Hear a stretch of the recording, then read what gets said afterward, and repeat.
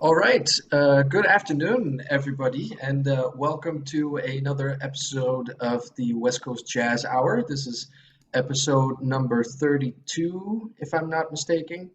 And today we have a very cool show for you guys in store because we're going to do a tribute to the great piano player, organ player, composer, arranger, and producer, the legendary Clare Fischer. And we will do that. There he is in all his glory. And we will do that today with also a very special guest and a dear friend. He is a bass player, a vibraphone player, producer, composer, arranger, and currently also the leader of all of the Clare Fischer ensembles. So today we would like to welcome Brent Fischer. Brent, welcome to the show. Thank you, Kevin. How are you guys? We're doing good. Great. Thanks for being here. And of course, obviously, always my partner in crime, Mr. Josh Nelson, as the co-host. Maestro. Yes. Thanks for being Uh, with us, Brent. Absolutely. Yeah. yeah, it's a real pleasure to have you here. So let's just get right down to what we want to talk about and listen to. So I'm just going to give a short introduction to the incredible career that your father has had. He was born on October 22nd, 1928, in Durant, Michigan, and passed on January 26, 2012, in Los Angeles, California. Douglas Clare Fischer was an American keyboardist, composer, arranger, and bandleader, and graduated from Michigan State University, from which he received an honorary doctorate 5 decades later.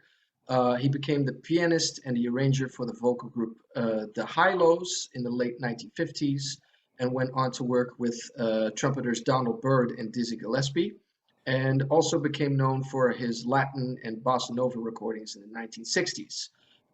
He further worked with Cal Tjader, Bud Shank, Joe Pass, and many, many more. And he wasn't also afraid to cross different genres because he also worked with popular artists such as Shaka Khan, Prince, Paul McCartney, Celine Dion, and many, many, many others. Have I left anything out just yet? No, yeah. Creativity can transcend all genres. You know, Yeah, if you have a handle on your creativity, it can exist in whatever medium you happen to be working in.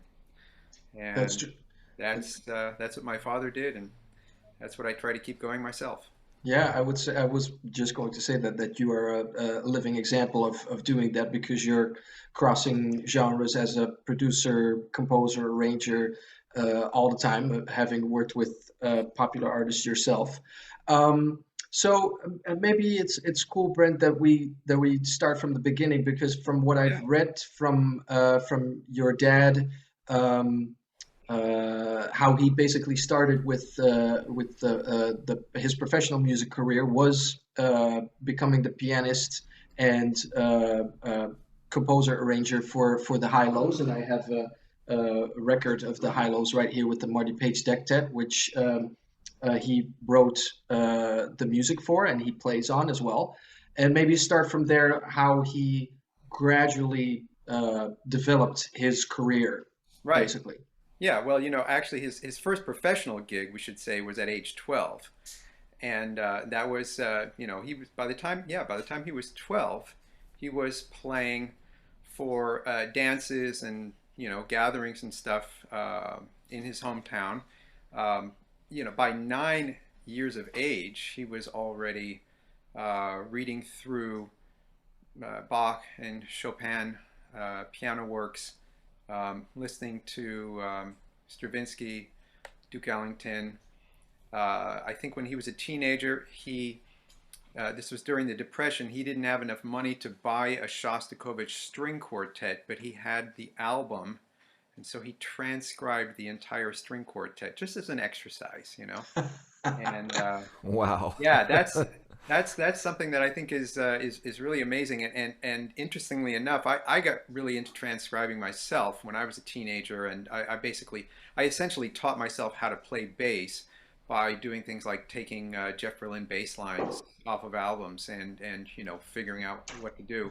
But transcribing is a real art form, and because of the complex nature of Clare Fischer's music, it often happens that people don't quite get what he intended to play, and they hear it. They do something what I call auditory pigeonholing, where you hear a chord that you've never heard before, and you just sort of force it into the next closest chord that happens to be in your vocabulary. And I can give you a glaring example of this. Playing this is oversimplified. I was playing a Clare Fischer song for a keyboard friend of mine one day, and the last chord came up, and it was a G major 9 with an interesting voicing over E flat. Okay, so that's like a E flat major 7 plus 11 plus 5 plus 9. All right, so that's recognizable to somebody like me, but this guy with his limited harmonic knowledge, well, he thought in his head, okay, it's not major, it's not minor. And then he asked me, is that a diminished chord? And it just goes to show that was the extent of his ability to hear what goes on. And that happens all the time with people transcribing Clare Fischer tunes. However, there are some really good transcribers out there, and I've been lucky enough to be in touch with 3 or 4 of them around the world. I'm always looking for more volunteers. There are some Clare Fischer songs that were never written out. Not that many. Clare Fischer wrote 140 original compositions. Wow. 3 of those became Latin standards. But the rest of them, are on paper for the most part. A few of them escaped being written down, I'm sorry to say, but I have recordings and or a mention of them in old letters, like high school letters or college letters, things like that. So piecing these things together from the recordings is an ongoing work of mine. But anyway, I digress. Back to early Clare Fischer history. Went to college, he got his bachelor's degree, and then he started his master's degree. That got interrupted by service during the Korean War. He became the West Point Academy band arranger during his service time. I bet you they have some original Clare Fischer material there that I need to get my hands on to add to the Clare Fischer archive. Yeah. And then once that was finished, he went back, finished his master's degree, and like you said, Kevin, 50 years later, that same college awarded him an honorary doctorate. So he became Dr. Clare Fischer.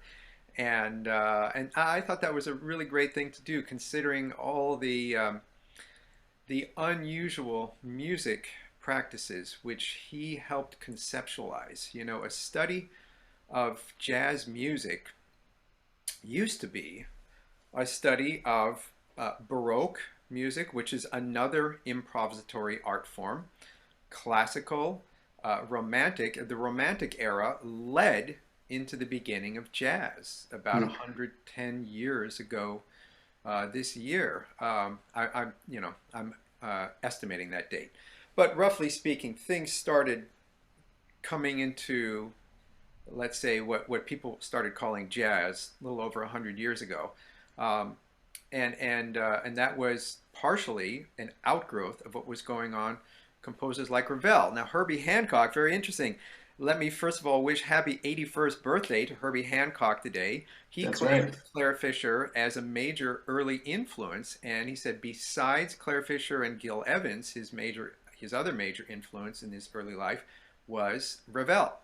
And I can definitely see where people like maybe Duke Ellington were aware of what he was doing, and then besides all of their other influences were adding, at least on the harmonic aspect of jazz writing. So a study of jazz really, used to contain all these things. Now I think 100 years later, people are not necessarily gravitating towards Stravinsky, Shostakovich, and stuff. In addition to learning about Ellington and all the other, We've got people have these influences that they draw upon, but they don't go far enough back in history. And I think that's what Clare Fischer really did. So in order to understand Clare Fischer's writing, especially his use of harmony and his use of orchestration and instrumentation in his orchestral writing, and after all, he did consider himself first and foremost an orchestral composer who kind of got sidetracked into jazz. And kind of like me, I started out as a rock musician, and then I got sidetracked into jazz. So yeah, I used to play in Van Halen cover bands, and then all of a sudden I found myself playing next to Pancho Sanchez and Luis Conte in the Clare Fischer Latin Jazz Quintet. Yeah.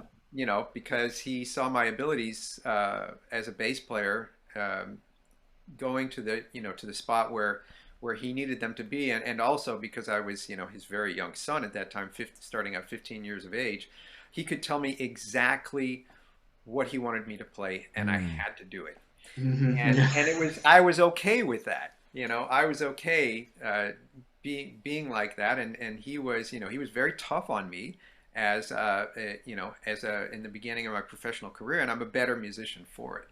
But anyway, so going back to his work there, after he finished college, he had been playing in all the clubs in around Michigan, especially Detroit. I got introduced to Latin music through his Latino roommates in college, and then when he was gigging in I think Detroit sometime, I think they were opening for a band. He was opening with a band for the Hi-Los. And then, once the Hi-Los heard him, they hired him. I think Cal Tjader learned of Clare Fischer because the Hi-Los were opening for Cal one time, and Clare Fischer was playing with them. So all these things kind of mushroomed out. And my dad had his choice in the late 50s. Did he want to move to New York or move to Los Angeles? He did spend quite a bit of time in New York, met a lot of great New York musicians. One of them was his high school friend that he'd been playing with for decades, John Murtaugh.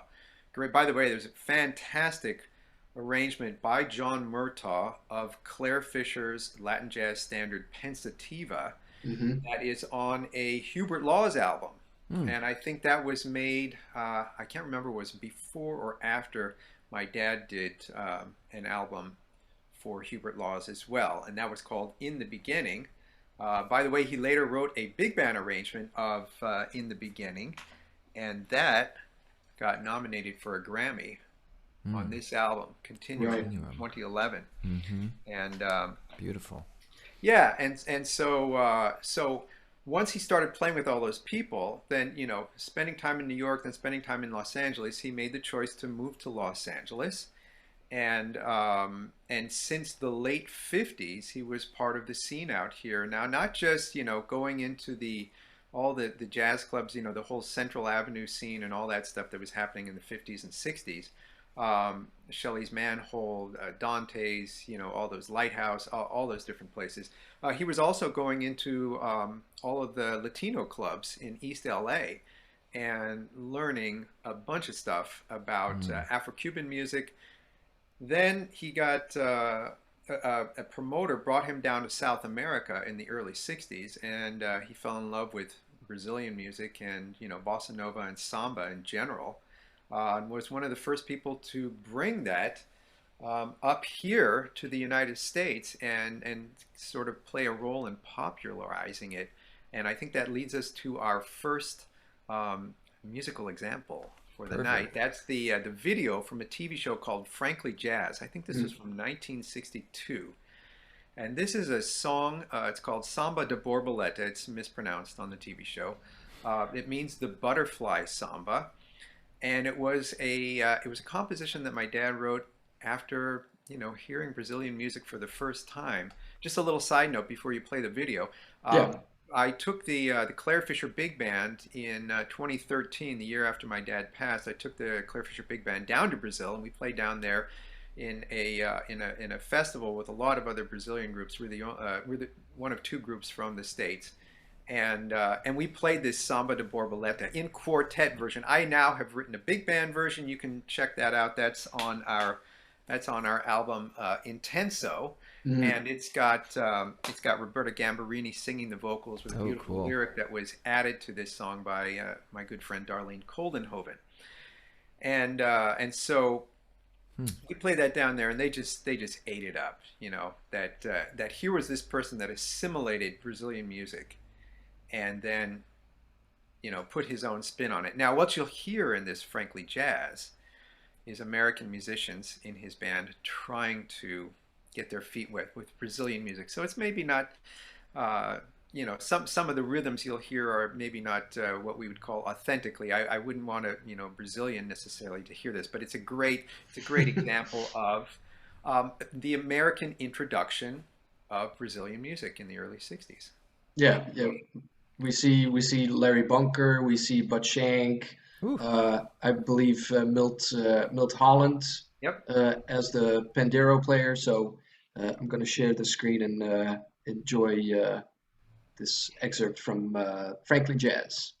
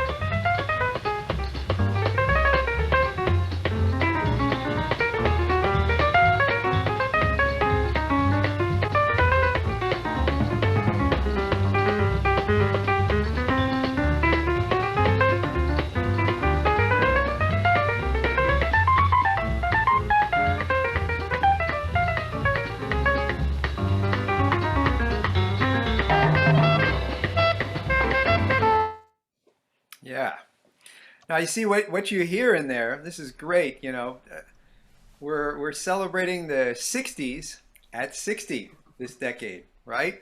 Yeah, right. A lot of great music came out there, and so like I said, this was the country getting its feet wet with Brazilian music, and here we are 6 decades later, Hmm. and so many things have come from that.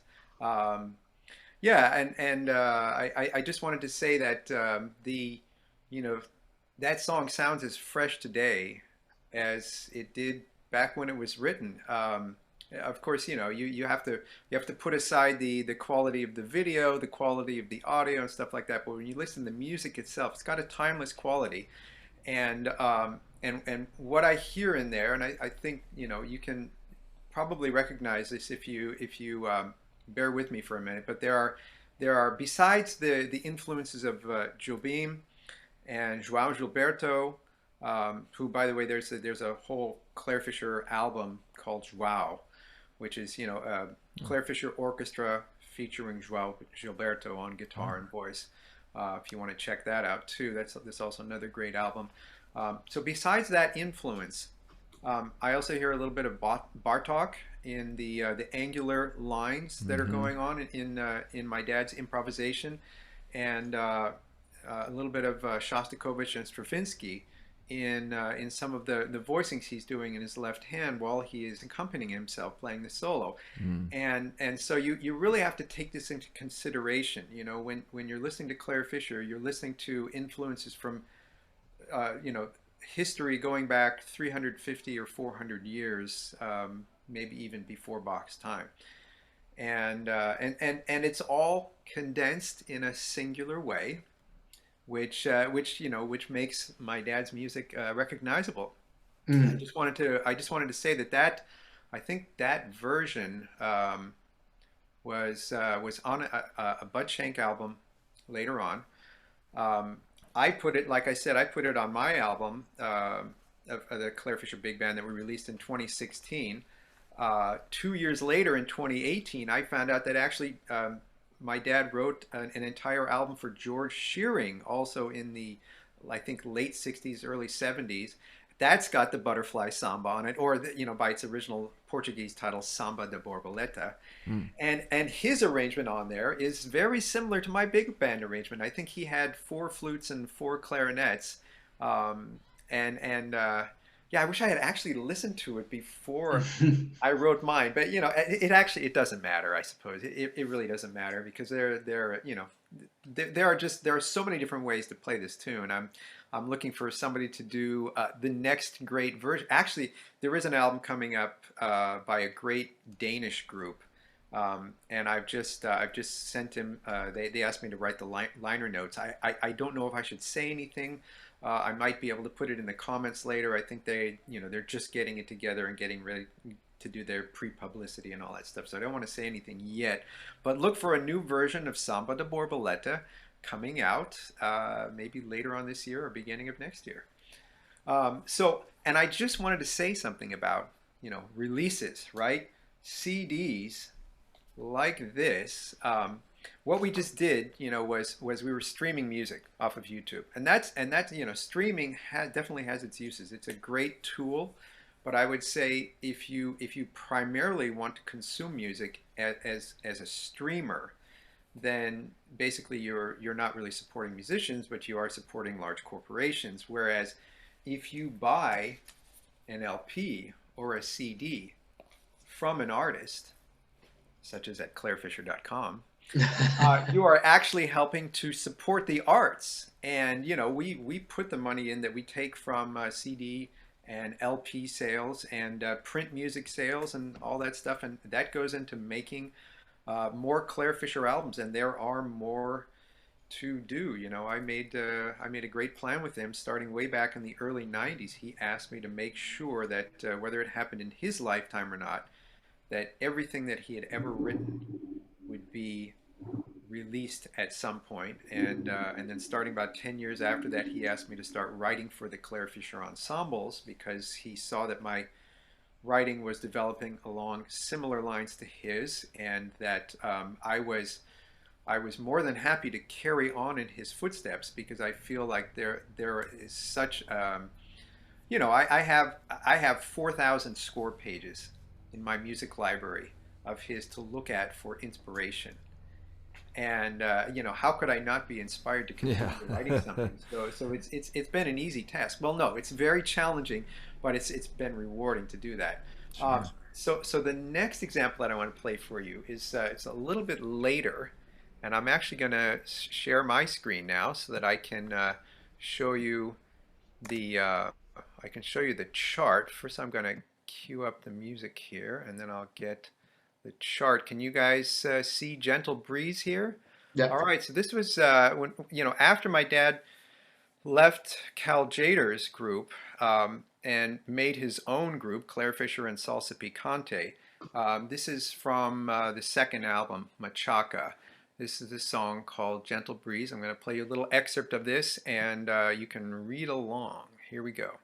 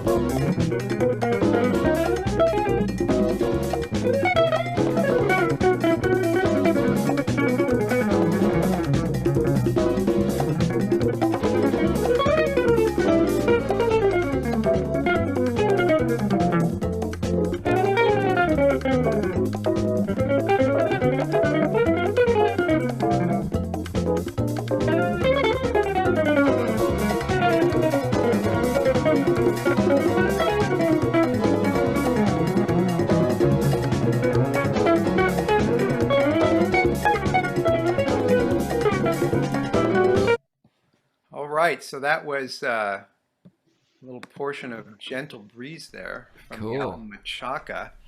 And again, that intro, I forgot to tell you there was an intro there, completely improvised intro. Yeah, I can't, I can't point to any of my father's jazz influences for that intro. I would have to say that was a mixture of French composer Henri Dutilleux and, Bartók and Shostakovich there. And then, Mongo Santamaria afterwards. Now, how can Clare Fischer seamlessly integrate all this stuff? It's because, again, creativity can transcend all genres if you do it in a logical fashion. It's like I tell people, when they see some of these Clare Fischer voicings for the first time, they say, how can you, how can I learn how to write like that? I mean, how can I use chords like that? And it's how you approach the chords, and it's how you leave them too. It's not, you can't just be playing standard harmony and then all of a sudden put one Clare Fischer chord. I see people doing that, like beginning composers. They find this great Clare Fischer Clare Fischer chord, and so they'll write a song, and then all of a sudden there's like 7-part harmony, and then it goes back to 4 and 5-part harmony. So you have to learn the logic. You have to figure out how to do this, and part of it is by studying all these great composers and how Clare Fischer integrated them.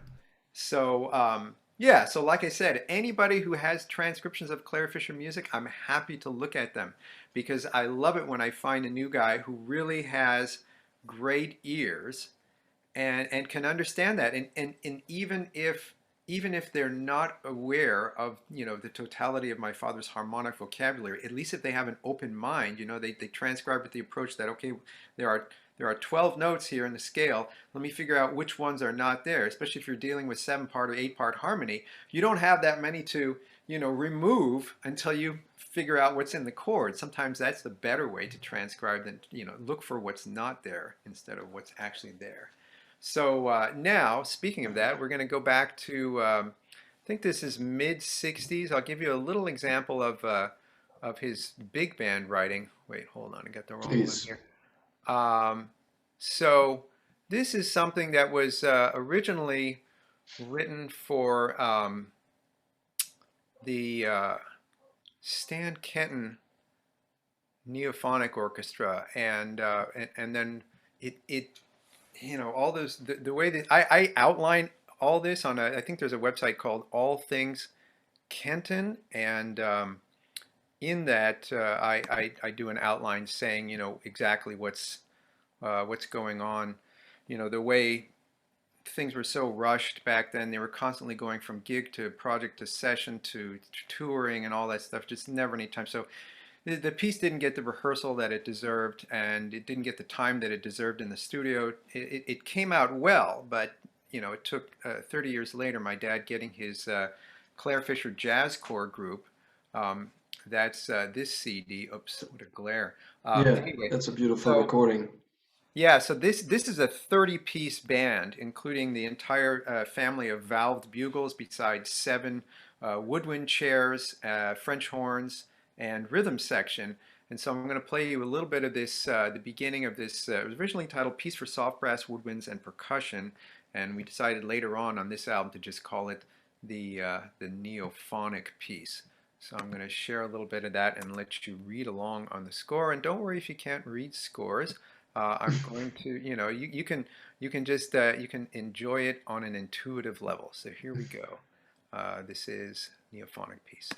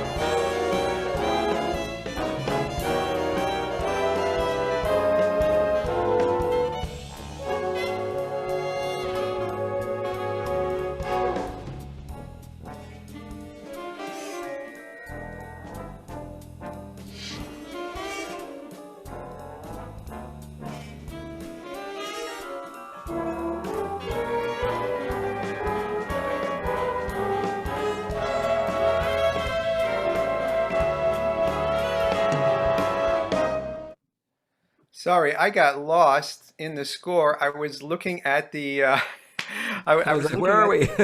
yeah, Yeah. I was looking at the video counter and or the timing counter, and All then I got good. lost on the score. But again, I just listening to what's going Yeah. on there gives you an idea of what he wrote. Yeah, and just to see his writing and just his process a little bit, it was very cool. Thanks Is for is that sharing the that. is that the score that he wrote for the original session for the new phonic orchestra? Yeah, yeah, That's amazing. It was pretty cool. I coffee was stains and all. right. Yeah, the There were some coffee Pretty stains on it.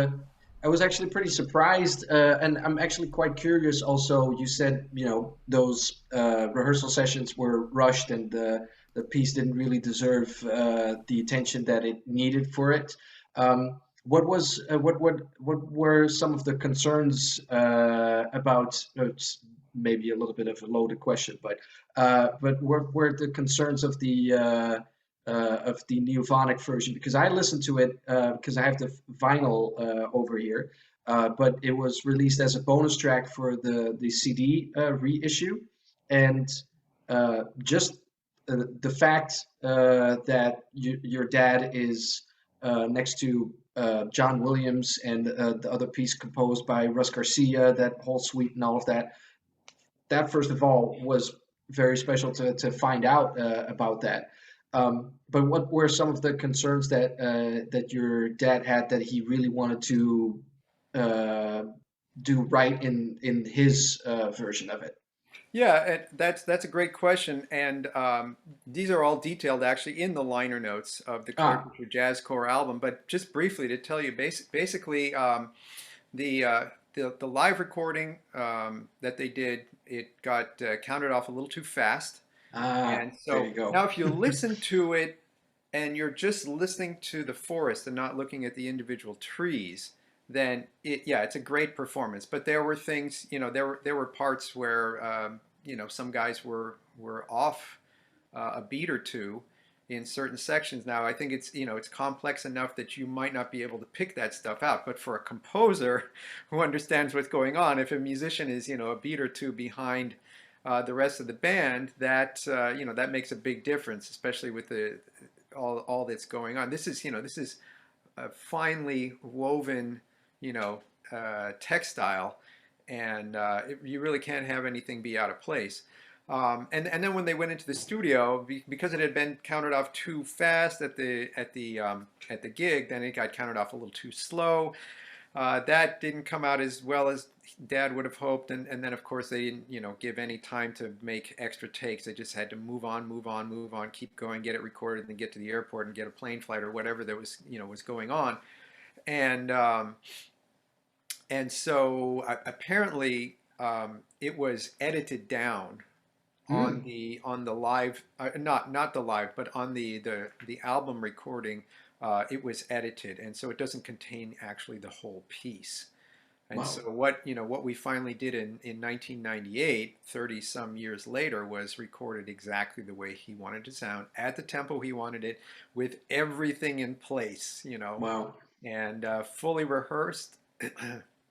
We filled up that big, excuse me, we filled up that big auditorium at the Musicians Union with 30 musicians, including a big contrabass bugle, which looks kind of like a tuba, Mm, and yeah, there were some very large instruments in there.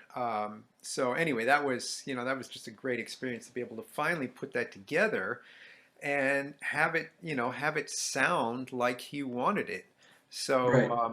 so now let's delve a little bit into his vocal writing, and this is something that he won his first Grammy Awards for in the '80s, and we have a video here of our group, our full. What is it? We had 6 musicians plus 6 singers, so our 12-piece group playing with a big band at a live concert, and this was in the mid '90s. That's And the WDR big band. yes, yes, right. And this is a song that we'll play a little bit of called "Free Fall." Yeah, I'll line it up. Here we go.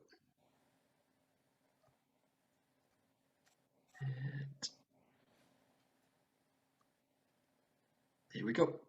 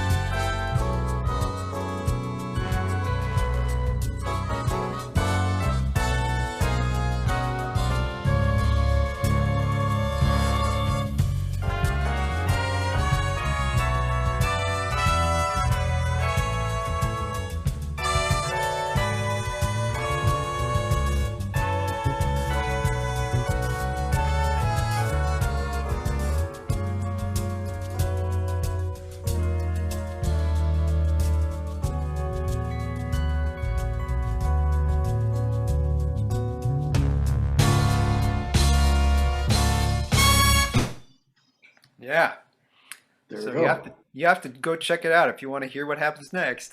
Yeah, yeah, yeah. If I may interject, because I'm assuming that your dad wrote also all of the arrangements for the band and all of that. Oh yeah.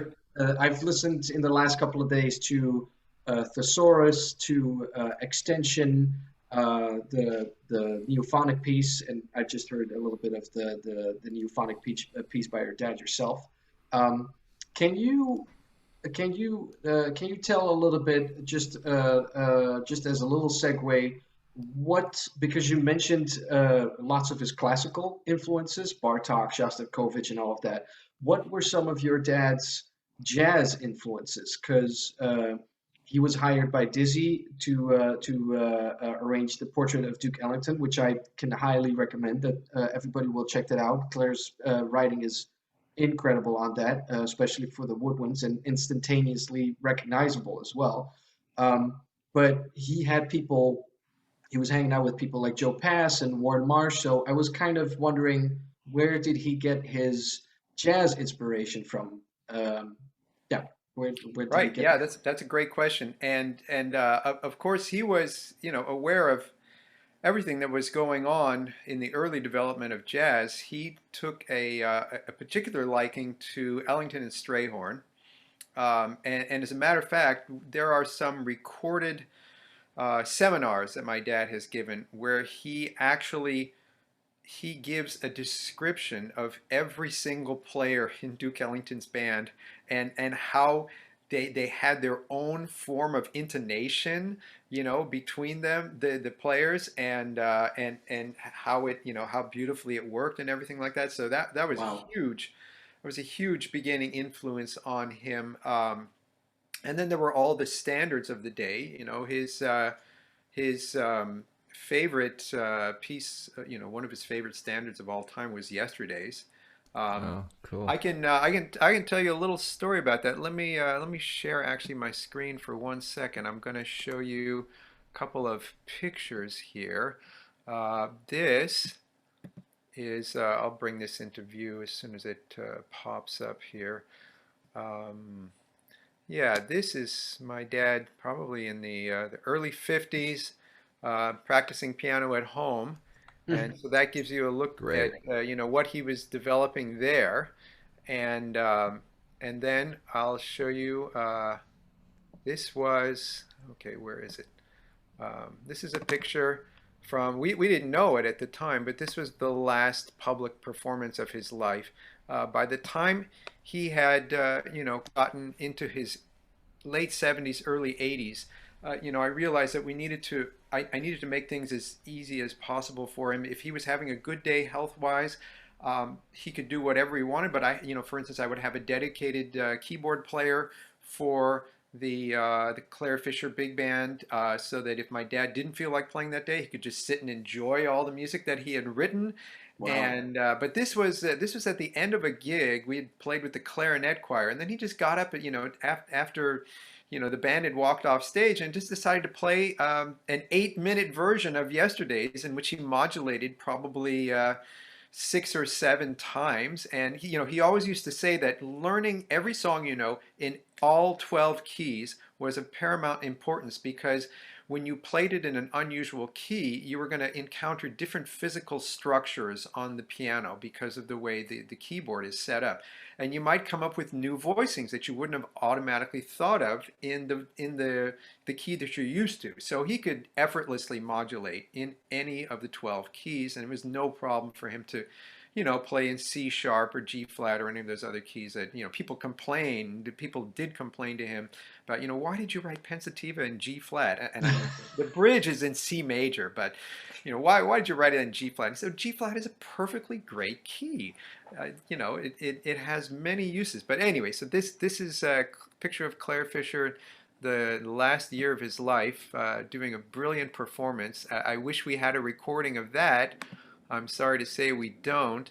Let me see. I can show you a little bit of mid-career photograph of Clare Fischer. This is probably about the time I started working with him, in the 80s, and then let's see. We've got some pictures here from the. I've got some pictures from the Latin Jazz Group. This is us playing at the Disneyland Tomorrowland Oh, Terrace. cool. I was probably like 18 or 19, so that would have been like 83 or 84, something like that. I'll show Nice. you one of the most famous members of the Clare Fischer and Salsa Picante right there is a young Poncho Sanchez. Wow, Uh, nice. There's a little known bit of trivia here. Clare Fischer got Poncho Sanchez his first recording contract and arranged Ah, and produced Poncho Sanchez's first two albums. Look at this one; Oh, it's still got the shrink wrap on it. You can get it yeah. cool. from clarefisher.com. I don't think it's advertised on our website, but just drop us a line. We'll help you find anything Clare Fischer that you need, Ooh. Yeah. whether we have it or it's somebody else has it. But anyway, that was yeah. The Clare Fischer helped Poncho get started, and then you know that's another person uh, who kind of owes their beginnings to Clare Fischer.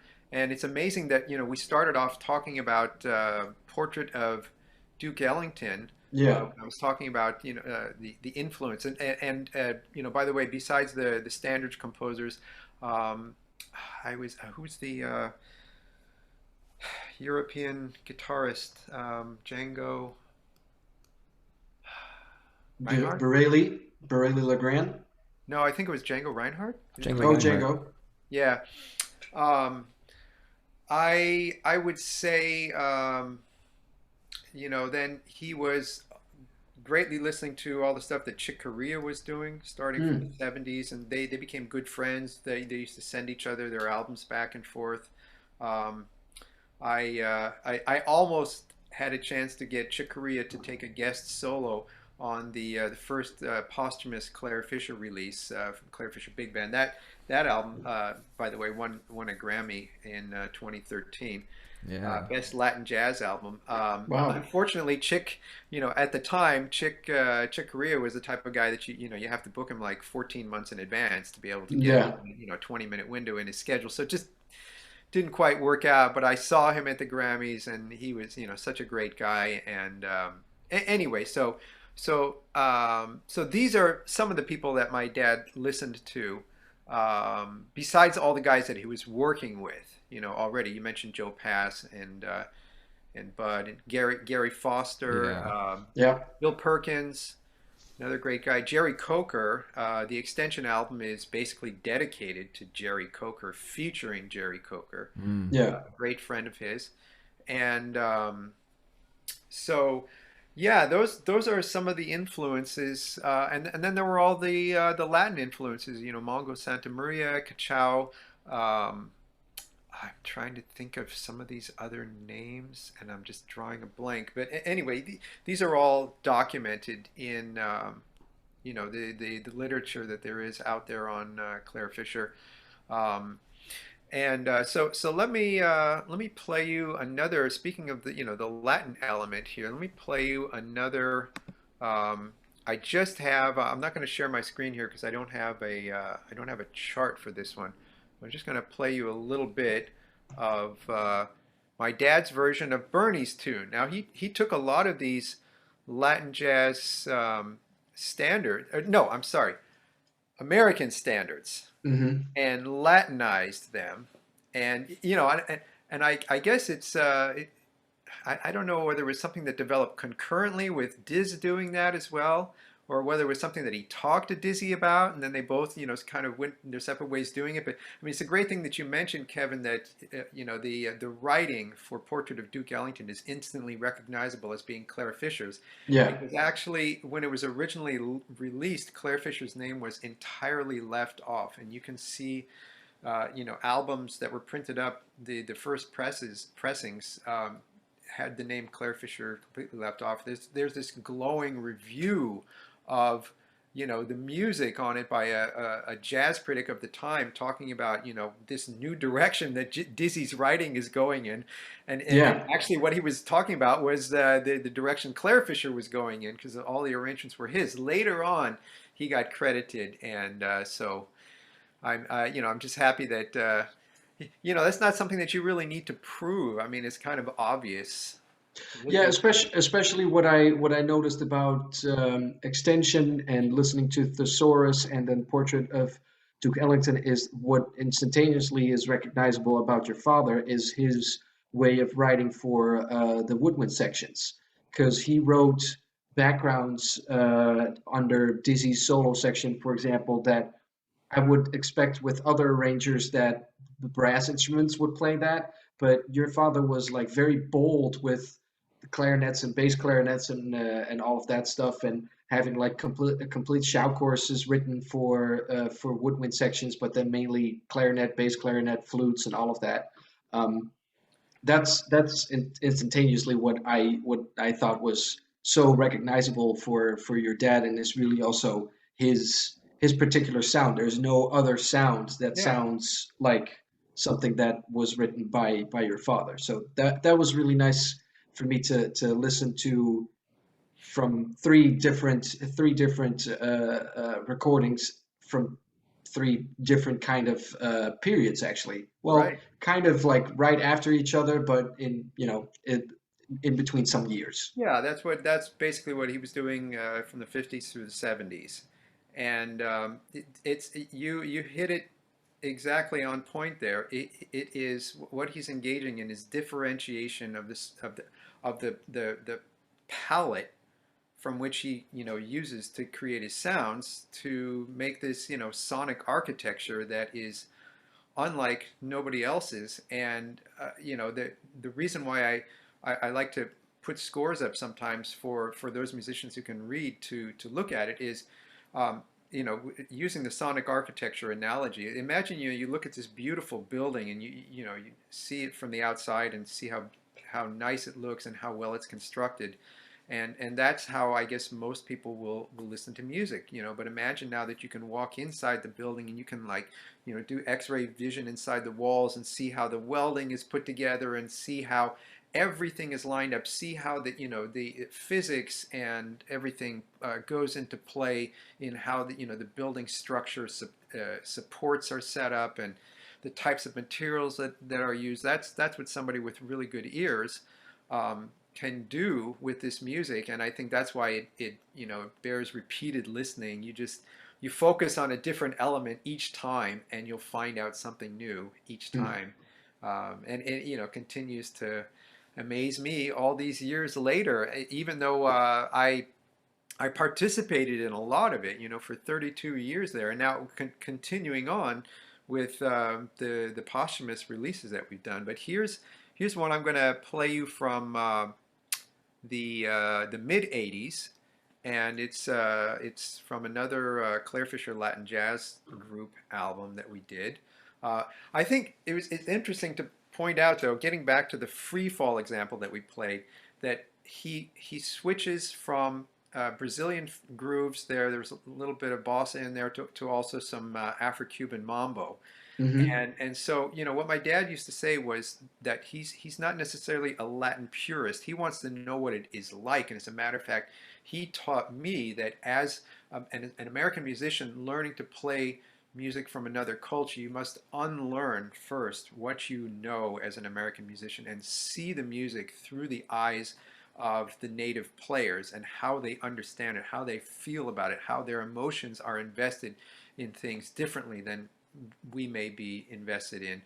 And that's what made it possible actually for me to be able to pick up the music from so many different countries, and to be able to be the American guy in the band with where I was like the only American guy in there, and to get accepted because he was that way too, and he insisted that we all be able to do that. On the other hand, when it came to his own compositions, he was willing to use all these styles from all over the world to his own ends for sort of a larger purpose, which was the compositional ideas. So blending genres Hmm. was something you won't see the artists from those countries necessarily doing that, but it's something that he felt that he was interested in doing it. And but this one in particular is strictly Afro-Cuban.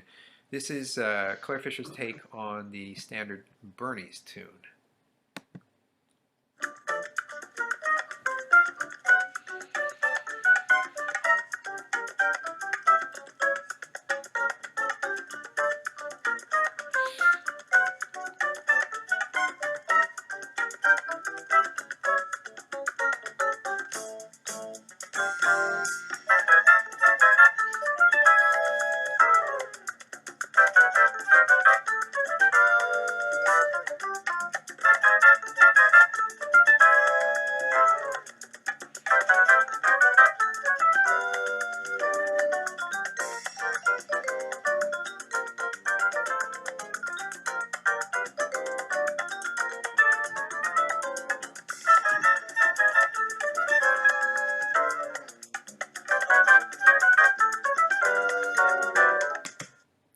All Hmm. right, so that's Bernie's tune, That's fun. done by Clare Fischer, Yeah. and and that's the um miracle of overdubbing in the studio, right? I got to play bass and vibraphone on that tune.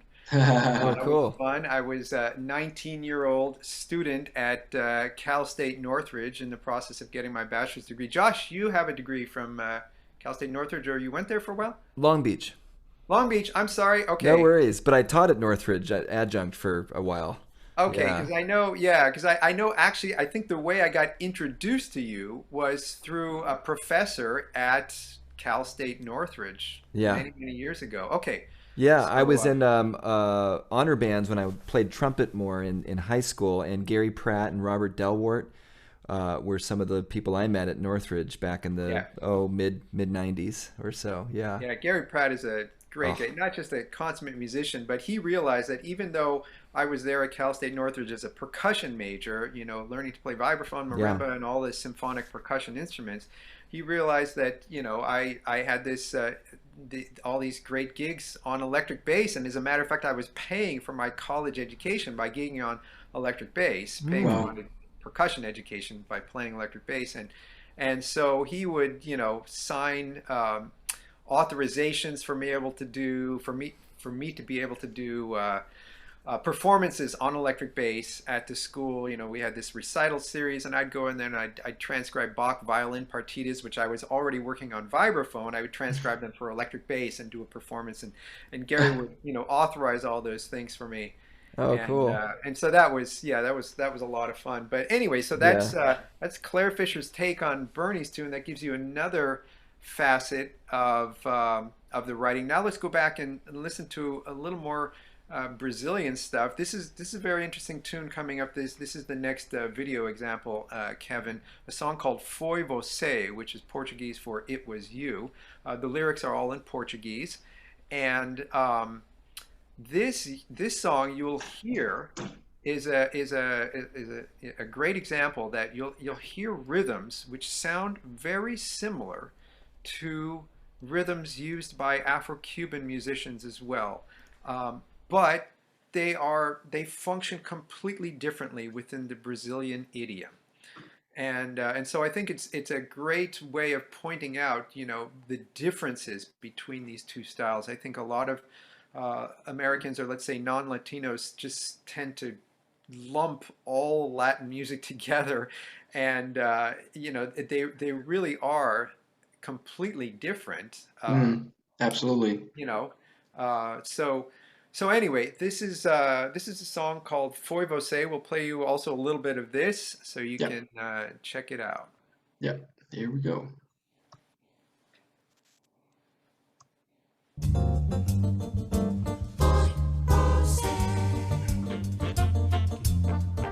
Que me pediu separação. Agora pensa no porquê. Tem medo que eu não volte por você. Foi mesmo por você.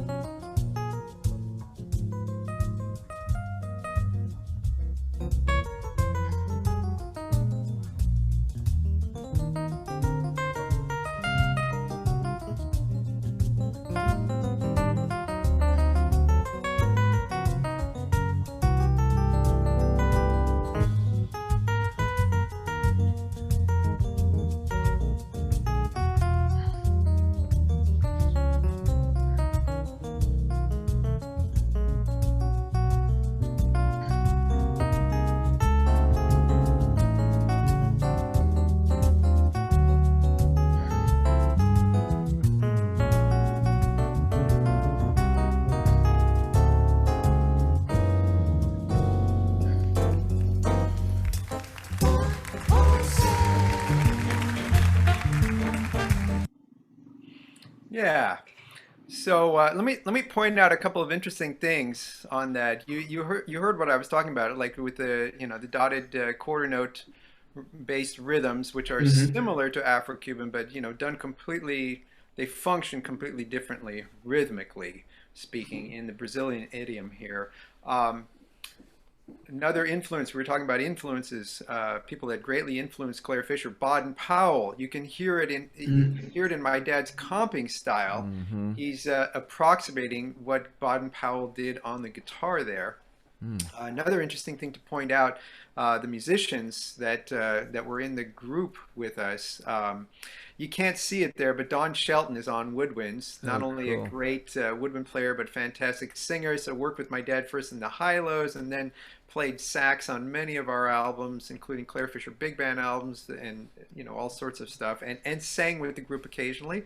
Um, and then we have Kevin Ricard on percussion, myself on bass, and the drummer is Tris Imboden, who for about 30 years during the time that this was done was playing drums in Chicago, but is one of these guys that has this this uncanny sense of time and this ability also to just unlearn what he knows as his basic training and look at music through the eyes of another culture, and just did a fantastic job for us. And we've been, blessed to be able to work with him occasionally when he wasn't touring 10 months out of the year with Chicago. And as a matter of fact, he makes a guest appearance on the last Clare Fischer album that we released in Tenso. Um, so that was something that we did in the mid 90s, like I said. And during that time, actually, it was after Dad had been developing all these aspects of his jazz career, and writing all the orchestral arrangements for many different pop artists, that he Yeah. was able to, first of all, we were like one of the first clients of CD Baby when they started making it, giving the ability for independent artists to self-release. So we started there, and that's when they got the idea. Well, I don't just want to release my jazz albums, Brent. I want you to help me put everything out, and so I'm going to play you just a quick example here, just not even a minute. This is our album After the Rain, Mm. and sorry, it's glary there, but After the Rain is an album of orchestral originals by Clare Fischer. We were able to put out another one posthumously, of more orchestral stuff by my father, and a little bit by myself too, and that was called Music for Strings, Percussion, and the Rest. Mm. Play on the Bartok title there. Yeah. And so between these two albums, they show a great deal of Clare Fischer's orchestral writing. So I'm going to play you just a little bit now. I just have to find, I'm queued up. I'm going to share my screen. I don't have a score for this part here. Oh no, so yeah, I don't need to share the screen. What am I doing? Cancel. Well, you can share the sound actually also, so that we don't hear it through your No, speakers. yeah, it's shared. Oh, wait a second. Okay, sorry, it's making me, yeah, it's making me continue with this. Okay, so That's okay. I'll play you just a minute of this so you can hear some of his orchestral writing. Yeah.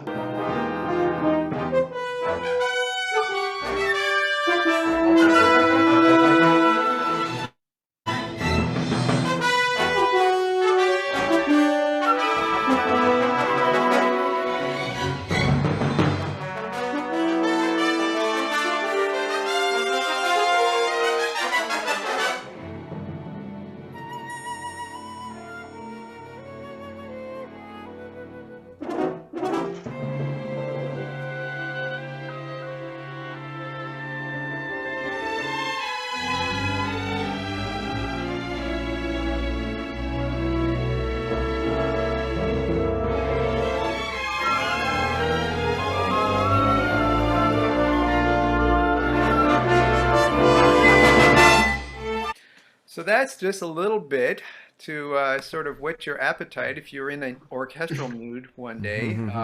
Very cool. Yeah, Wow. it's a whole different side of Clare Fischer that Yeah. you know, a lot of people, I guess both he and I have, spent our lives kind of just having people be aware of some of what we do. It's like there are people who only know me as a drummer because they haven't seen me since high school. That was my first instrument. There are other people that only know me as a string arranger or as a bass player or whatever, and Right. that's all. Um, and it's the same with my dad. He did so many different things. Yeah. We really haven't even touched on here. I wanted to show you this picture again. This is the album Tada with the Clare Fischer Yamaha organ quartet.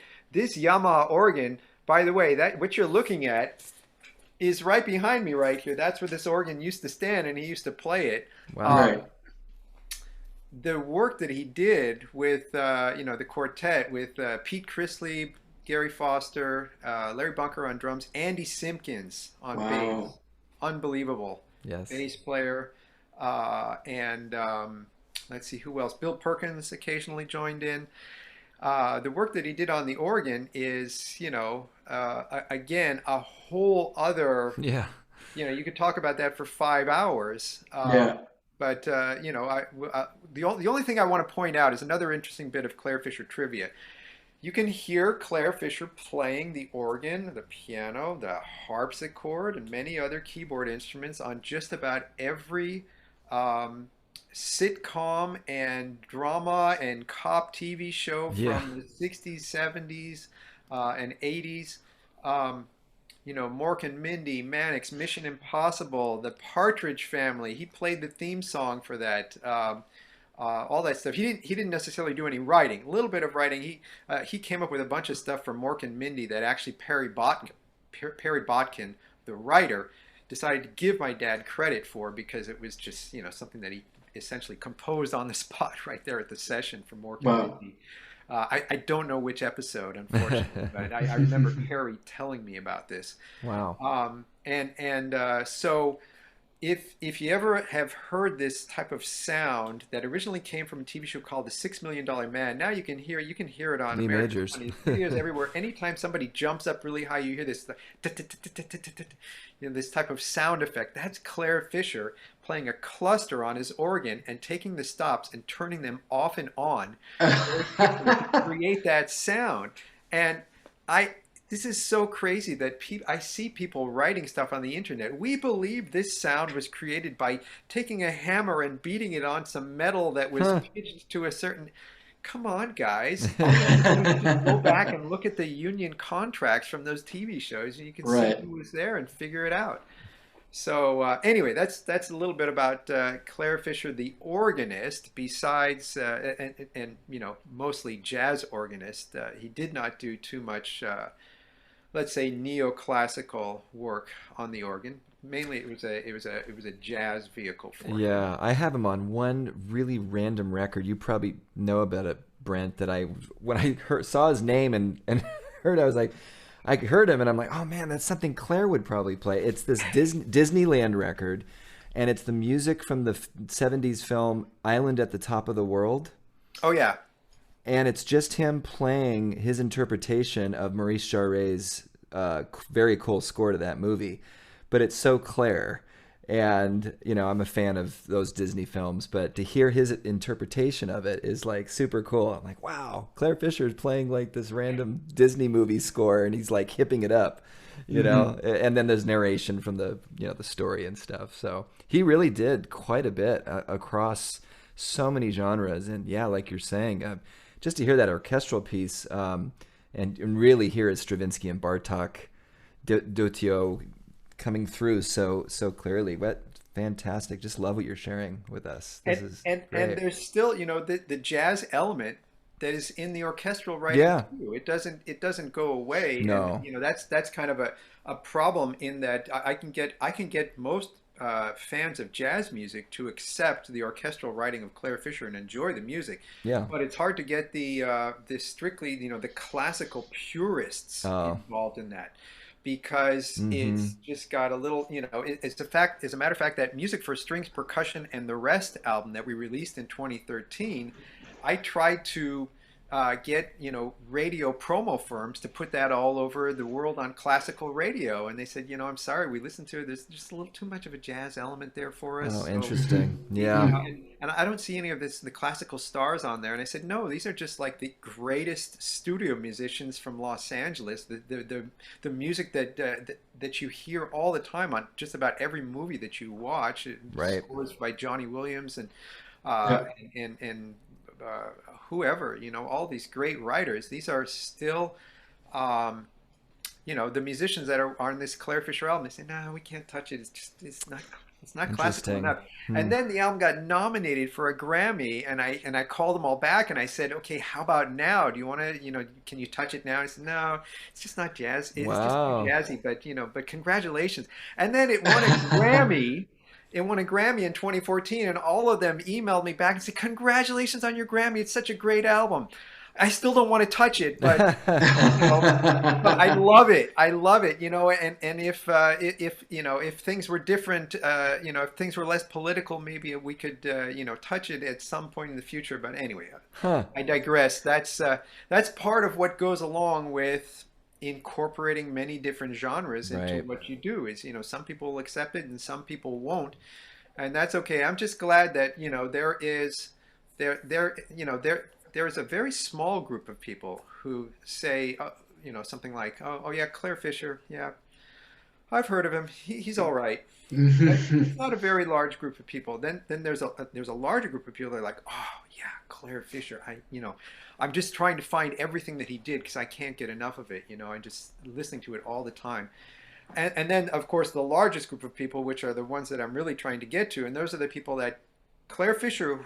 Who is that? I never have heard of Clare Fischer, and you can read whole books on West Coast jazz that completely omit the name Clare Fischer, even Yeah. as they are putting out all this, talking about 35 or 40 other musicians that worked with Clare Fischer. Yeah. It's amazing. So, and that's partly because he wasn't just like in the thick of jazz all the time. He was doing hit the piano there. He was doing the orchestral arranging for different people in jazz, pop, R&B fields, and then plus all the other things, the TV shows, the movies, all those things. He used to take me to sessions with him. The minute he knew that I understood that when the red light goes on, you don't make a sound, and that was when I was about 5 or 6 years old. He started taking me to all those record dates, and so and being a drummer at that time, I was not really listening to anything else except for sitting and watching Harvey Mason or John Guerin play drums while they were recording the movie or TV show or whatever TV commercial, something like that. But anyway, I want to play you now another example. I just have a couple more. I don't know if we're like out of time yet, but I just Yeah, we might have to play one thing, and then we have to unfortunately finish it. All right, so I'm going to share my screen one last time. Cool. And pull up this end section of this song that is called The Strut. And I'll just play this for you to give you yet another side of Clare Fischer, and then we can talk about it a little bit. Great. Here's The Strut.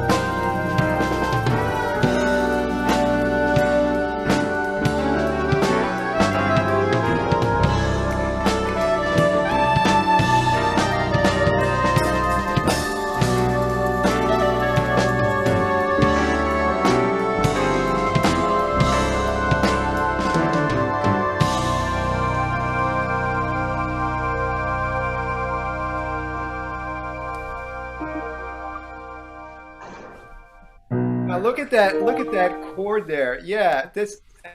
You know, the thing I love about it. First of all, it's Love it.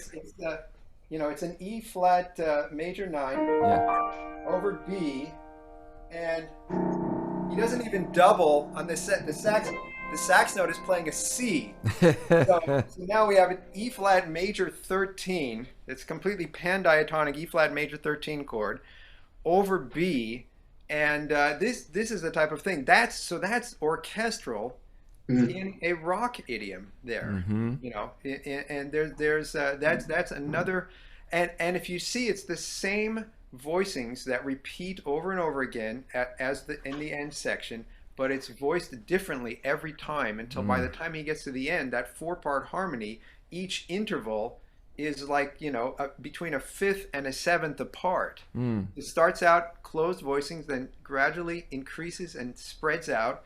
And this is just another way that Clare Fischer was able to do things with, and that's just 4-part harmony. But none of those chords are typical chords that you can find in any jazz fake book. Yeah, right. Yeah. From which time is this piece? Because this piece also actually reminded me of some stuff that I heard from a Vince Mendoza piece, for example. That was from our Lembrancis album, which was released in 1990.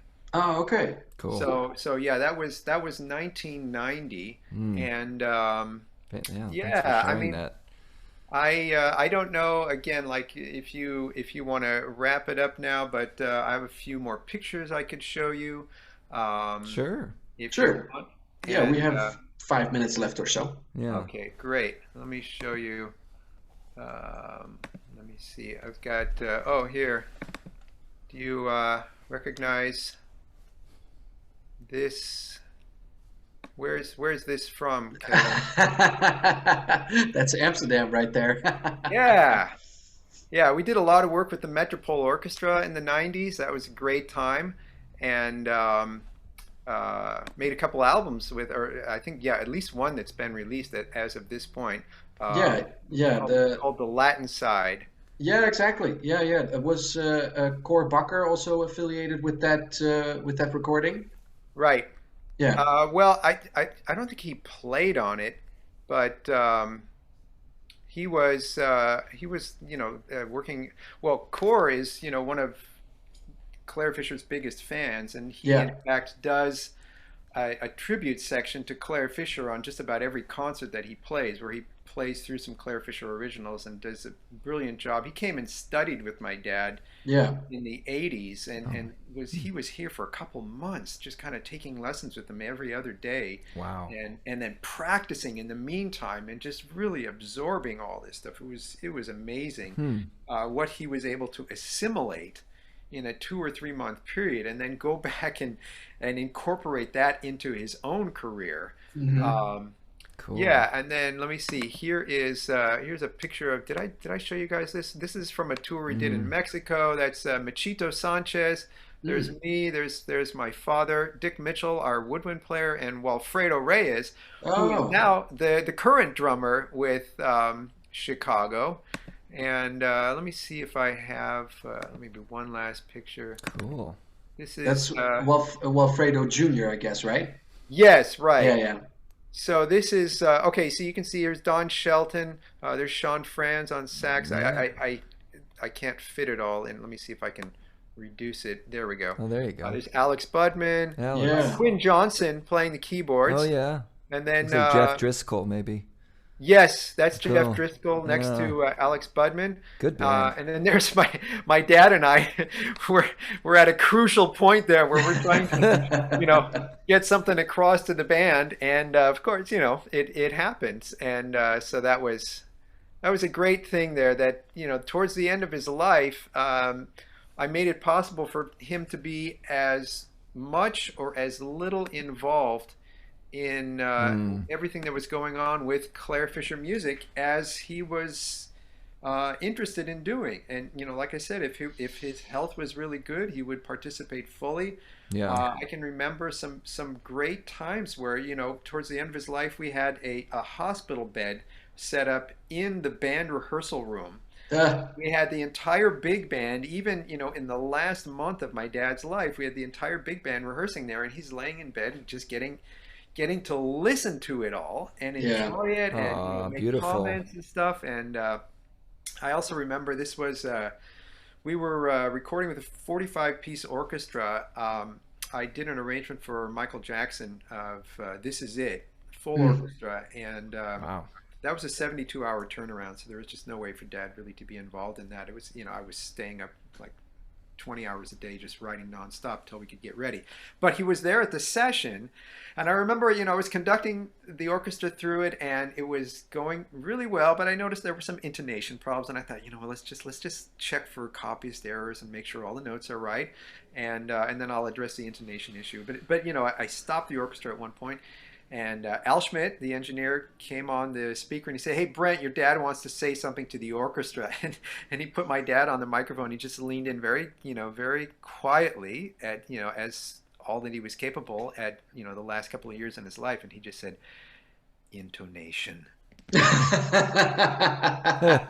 And all of a sudden, now remember, this is a guy that was, when he was in his prime, he was 225 pounds of solid muscle. I have my mother's body type. My father was built like a football player, and he used to show up to orchestra dates wearing a t-shirt that said "Tune it or die."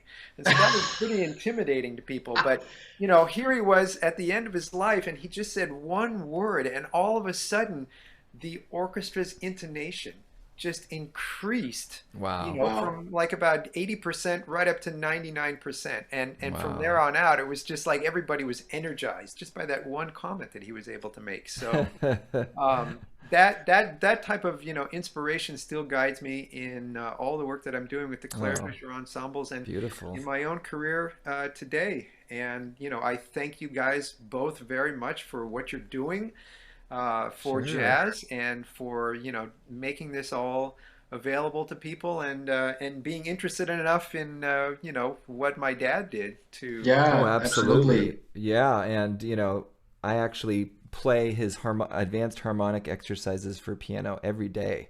Brent, that's become part of my practice regimen. That book changed some things for me about yeah. how I approach piano and his unique sense of suggesting harmonics shapes through these exercises. I probably had that book, recommended that book to so many students probably 30 or 40 times, hopefully seen some money from that because it's such a fantastic book. Thank you. It's Yeah. so great and Now, do you unique. play it in all 12 keys? You do all the exercises in all? Some of them are really hard, but the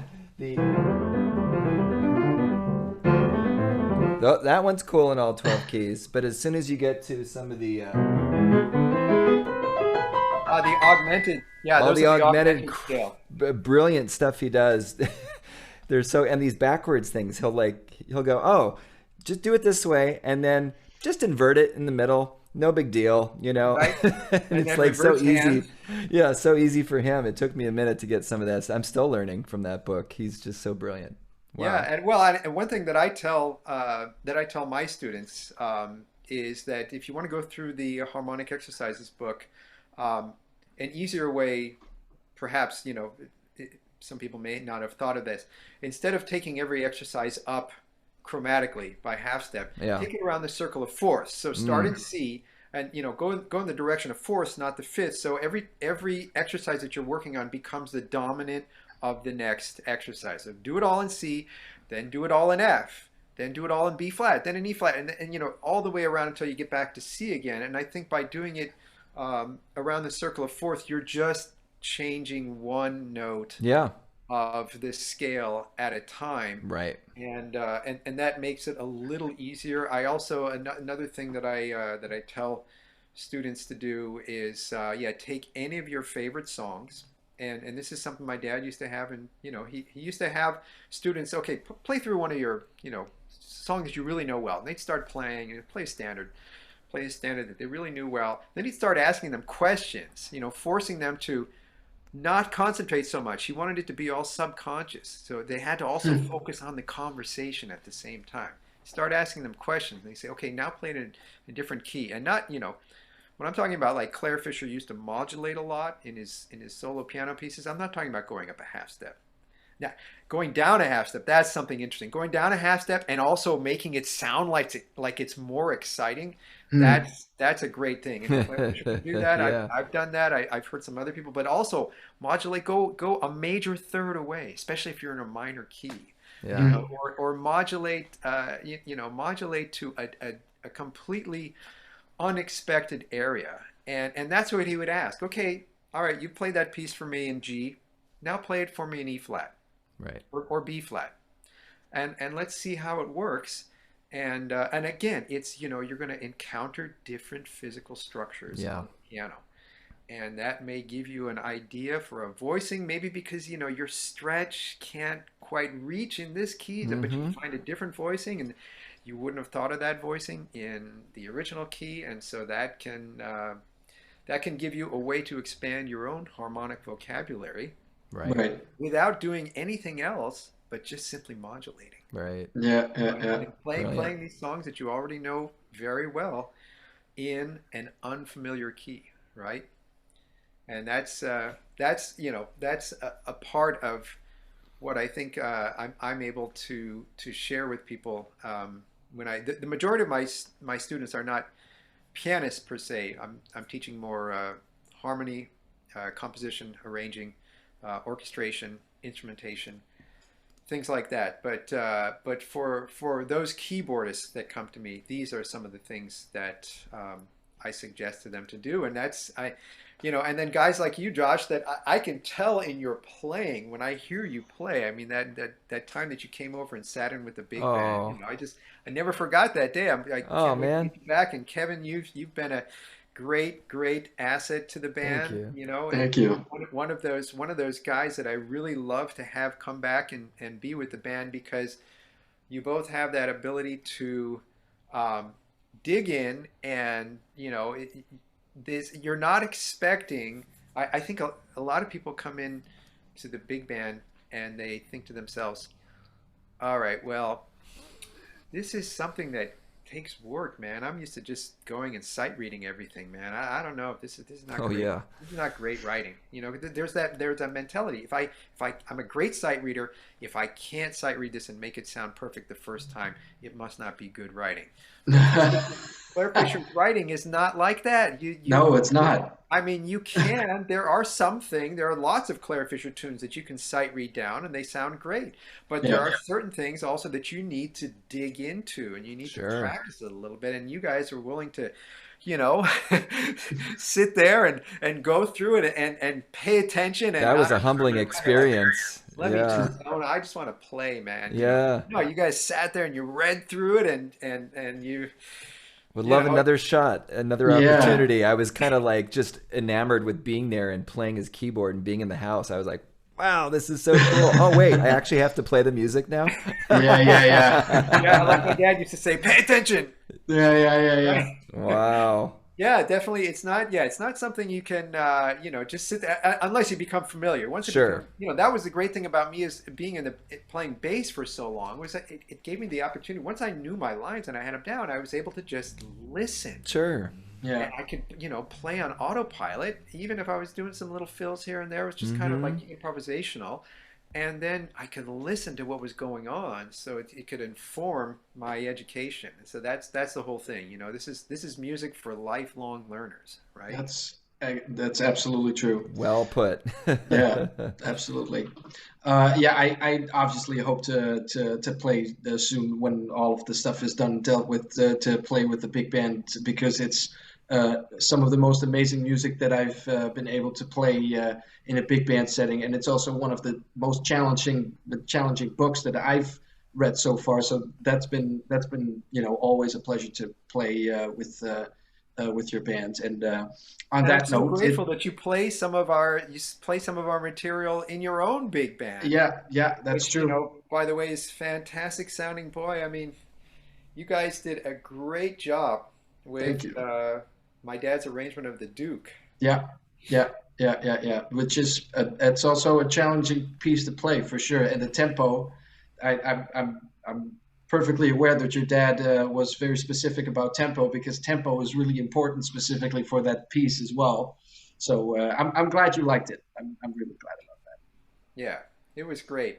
Hey guys, thank you so much. Thank you. Thank you, Brent. This has Thank you been so so much great. for a very I mean your dad's body of work is so insanely vast, and we only were able to touch on the tip of the iceberg, but the stuff that you've shown us is with all of the scores and the pictures has been Yeah. really amazing. Nice taste of Yeah. what he could do, and the multimedia aspects, some score sharing, some of the photos. Just fantastic presentation. Thank you so much. Oh, my pleasure. My pleasure. Yeah, like you said, we really just kind of scratched the surface here. So I would encourage you all to go and look around and see what you find. Yeah, check out clarefischer.com because everything that we talked about is available, records, vinyl, charts, books, whatever.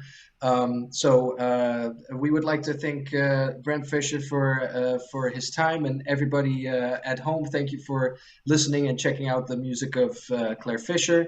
And we will be back actually next week with another podcast. And next week we will be back with the fantastic composer, arranger, tenor player, and big band leader Tom Kubis. So Nice. thank you everybody, and we'll see you next week. And thanks again to Brent Fischer. Thank you, Brent. Thank you. Take care. Bye bye. Bye. And we're off. And We're off. clear.